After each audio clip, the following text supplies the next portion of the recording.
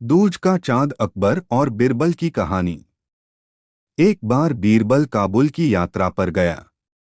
वहां की संस्कृति को जानने की उत्सुकता में वह बातों बातों में वहां के बारे में लोगों से सवाल करने लगा। कुछ लोगों को बीरबल बीरबल की बातें सुनकर ये शक हो गया कि वो किसी राज्य का भेदिया है। उन्होंने ये बात काबुल के शहंशाह के कानों तक पहुंचा दी। काबुल के शहंशाह ने बिना देर किए बीरबल को गिरफ्तार करने सैनिकों की टुकड़ी भेज दी। बीरबल को गिरफ्तार काबुल के शहंशाह के सामने पेश किया गया। काबुल के शहंशाह ने बीरबल से पूछा, कौन हो तुम? हमारे राज्य में क्या कर रहे हो? बीरबल ने उत्तर दिया, हुजूर, मैं एक यात्री हूँ। भिन्न भिन्न देशों का भ्रमण करना और वहाँ की संस्कृति के बारे में जानने का मुझे शौक है।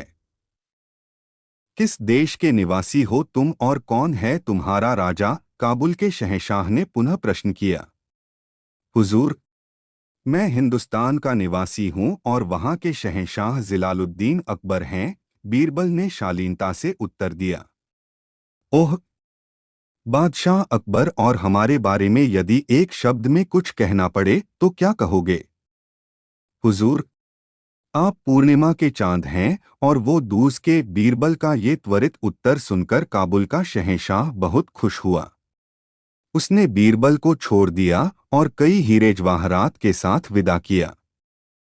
जब बीरबल वापस लौटकर अपने घर आया तो काबुल का हाल घरवालों को बताया।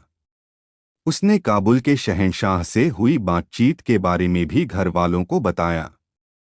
एक मुंह से दो मुंह और इस तरह बात फैलते फैलते अकबर के दरबारियों के कानों में पहुंची और ईर्ष्या करने वाले कुछ दरबारियों ने अकबर के कान भर दिए। जब अकबर को मालूम पड़ा कि बीरबल ने काबुल जाकर उन्हें काबुल के शहंशाह के सामने दूज के चांद की संज्ञा दी और काबुल के शहंशाह को पूर्णिमा के चांद की, तो वे बहुत नाराज हुए। अगले दिन जब दरबार लगा तो उन्होंने बीरबल पर व्यंग्य बाण छोड़ते हुए कहा, क्यों बीरबल, काबुल जाकर तुम तो काबुल के हो गए। वहां का शहंशाह तुम्हें पूर्णिमा का चांद लगता है और हम दूज के, तो फिर तुम हमारे दरबार में क्या कर रहे हो? जिसकी बड़ाई करते हो उसकी के दरबार में रहो।